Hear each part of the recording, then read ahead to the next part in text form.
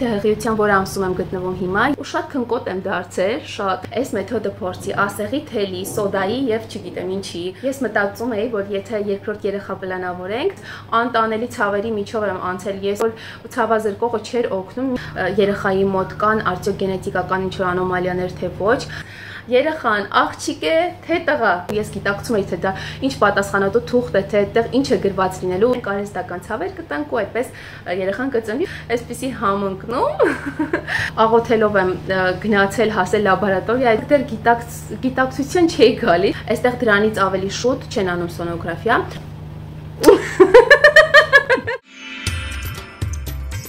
Ջերմ բարևներ բոլորիդ հարգելիներս, ինչպես Հնդկաստանում են ասում, նամաստե։ Հուսով եմ լավ եք ու բարձր տրամադրություն ունեք։ Այսօր եկել եմ անցած վլոգի թեմայի շուրջ առաջացած ձեր հարցերին պատասխանելու, բայց մինչ դա խոսքս կսկսեմ շնորհակալությունս արտահայտելով, դա չեմ կարող շրջանցել։ Ուզում եմ ասեմ, որ ինչքան լավն եք դուք, շնորհակալ եմ շատ բոլոր լավ ու ջերմ բարեմաղթանքների, սիրուն խոսքերի համար։ Այդ լավ էներգիան այնքան կարևոր է հիմա ինձ համար, առավել քան նախկինում։ Շատ շնորհակալ եմ յուրաքանչյուրիդ, այսպես ամեն մեկիդ անձամբ մեկ առ մեկ չեմ ճանաչում, բայց ես էլ ձեր գրած խոսքերից, ձեր արտահայտություններից ընդհանուր ինչ որ կարծիք եմ կազմում ձեր մասին։ Շատերը կան, որ իրենց անունով չեն գրանցված ու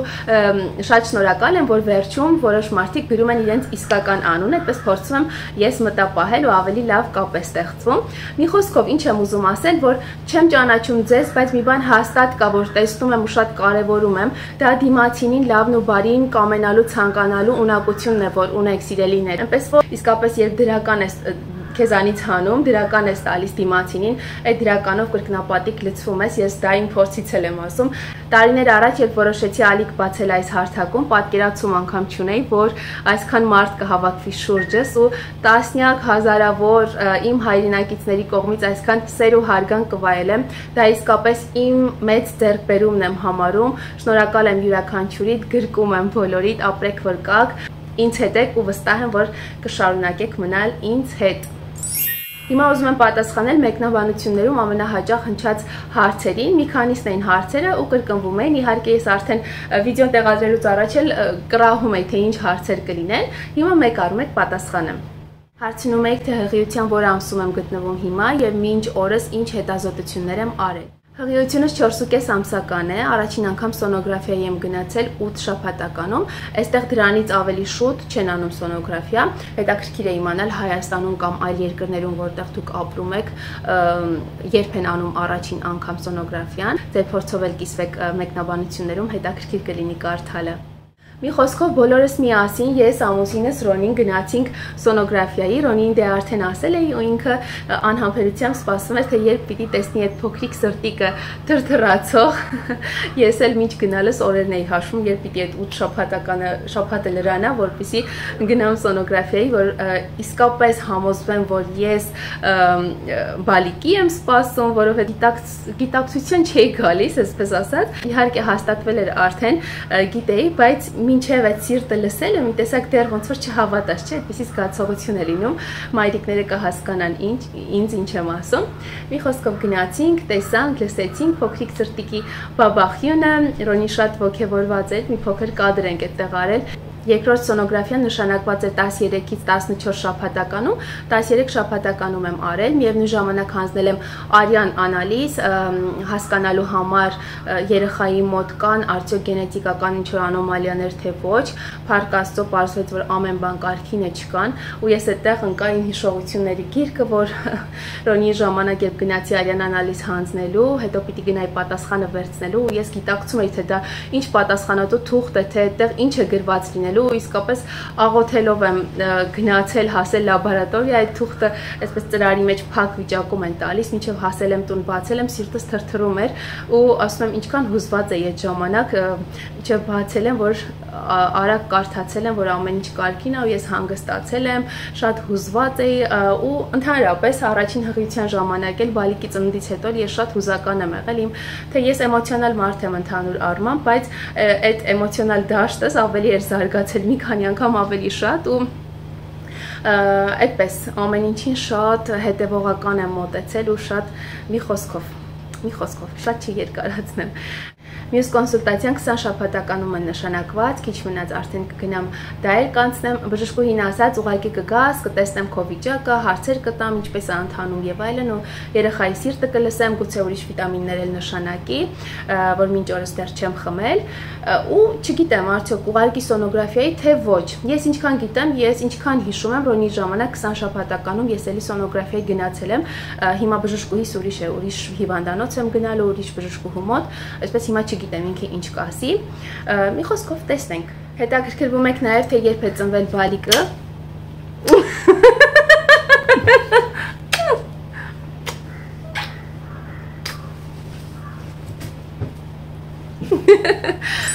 Հետաքրքրվում եք նաև թե երբ է ծնվելու երեխան, որ ամսին, մինչև ամսի քանիսն են նշանակել,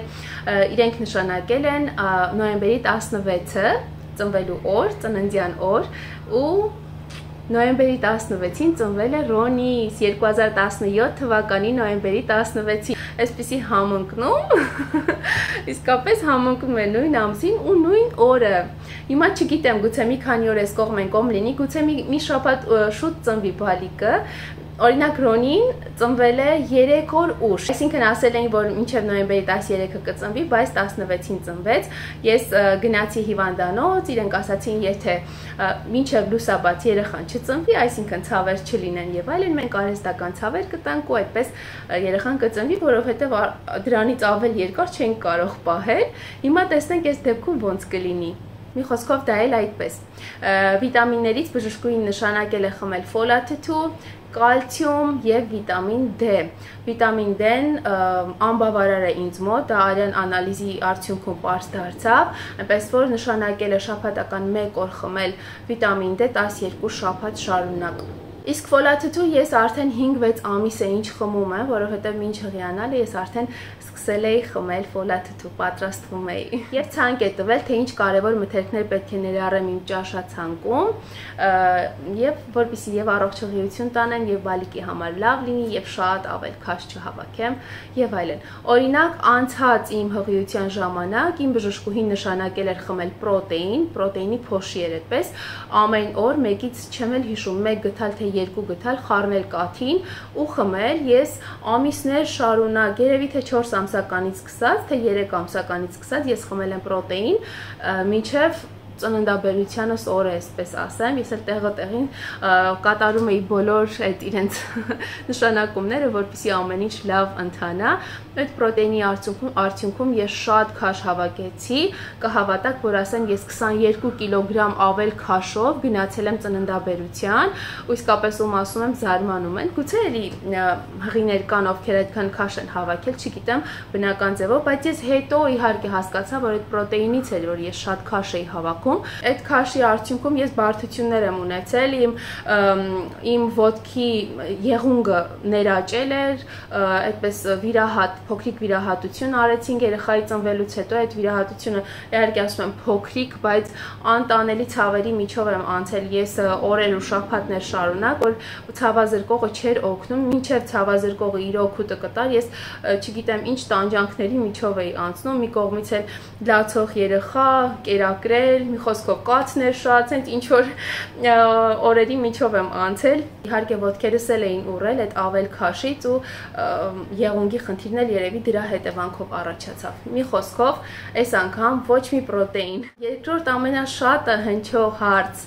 երեխան աղջիկ է թե տղա, ինչ եք կարծում, աղջիկ կլինի թե տղա, գրեք տեսնեմ, չնայած արդեն նախորդ վիդեոյի մեկնաբանություններում եւ ոչ միայն մեկնաբանություններում, Instagram-յան նամակներով էլ եմ ստացել, մարդիկ կռահում են, ասում են ինչ որ սիմպտոմներից ելնելով, Հասմիկ ջան, այսպես է զգում, այսպես է քեզ մոտ, ուրեմն տղա կլինի, աղջիկ կլինի, աչքերը չգիտեմ, յուրահատուկ ձևով են փայլում, ուրեմն տղա կլինի, ու ես մտածում եմ, աղջիկ ունեցողների կանանց աչքերը երևի խամրած են լինում, չեն փայլում, այդ յուրահատուկ փայլը միայն տղա երեխա ունենալու դեպքում է տրվում երևի, հետաքրքիր ինչ որ բաներ եմ ինձ համար բացահայտում, իհարկե որ առաջ էլ էի լսել, բայց հիմա ավելի շատ, քանի որ շատ մարդկանց հետ եմ շփվում ավելի, տարբեր կարծիքներ եմ լսում, Ուրեմն սիրելիներս, թեպետ արդեն 4.5 ամսական է երեխան, բայց մենք դեռ չգիտենք երեխայի սեռը։ Հնդկաստանում օրենքով արգելված է երեխայի սեռը հայտնելը ծնողներին, բոլոր հիվանդանոցների, կլինիկաների, սոնոգրաֆիայի կենտրոնների պատերին գրված փակցված է, եթե բժիշկը հայտնի երեխայի սեռը, այդ բժշկին դատ է հասնում։ Մի խոսքով դրա համար չեն հայտնում սեռը,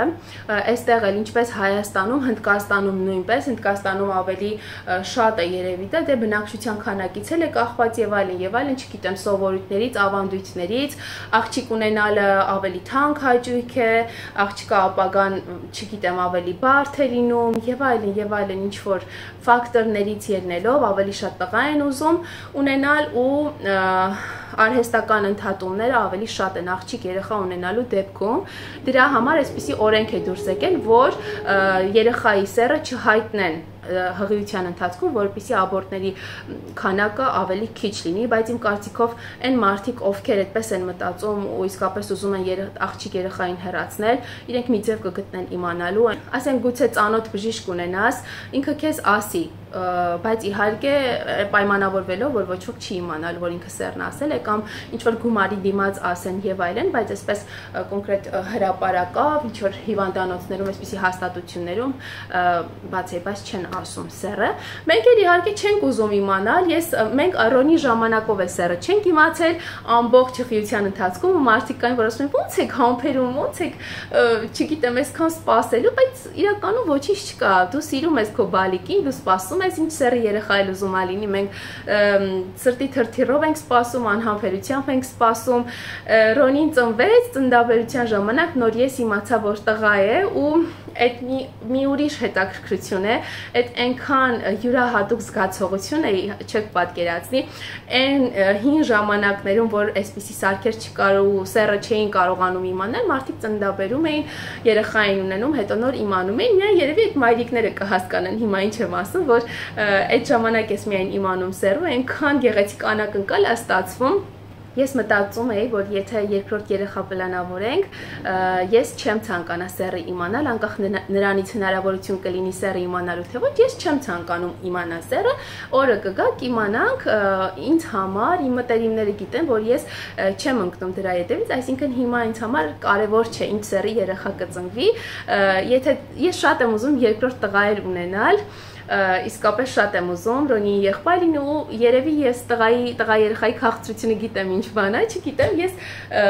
շատ կուզեմ երկրորդ տղա էլ ունենամ, բայց եթե աղջիկ է լինի, շատ կերջանկանամ իհարկե, մի աղջիկ, մի տղա, հետագայում արդեն կտեսնենք, չգիտեմ, բայց ուզում եմ ասել, որ սա երջանկություն է, այո, սա Աստծո պարգև է, սա բնության, չգիտեմ, հրաշք է, որ տեղի է ունենում ու պիտի շնորհակալ լինենք ցանկացած պարագայում աղջիկ է լինում, տղա է լինում։ Մի խոսքով սիրելիներս այս մի քանի ամիսը միասին բոլորով համբերատար կերպով սպասենք ու տեսնենք թե ով է ծնվելու։ Հետևորդներիցս կան մարդիկ, ովքեր Instagram-ում ինձ անձնական նամակ են գրում, ինչ որ մեթոդներ են առաջարկում, ասում են Հասմիկ ջան, եթե սեռը դեռ չգիտես, այս մեթոդը փորձի, ասեղի թելի, սոդայի եւ չգիտեմ ինչի, ինչ որ տարբեր մեթոդներ երևի որ հնուց եկել է, ինչ որ փորձված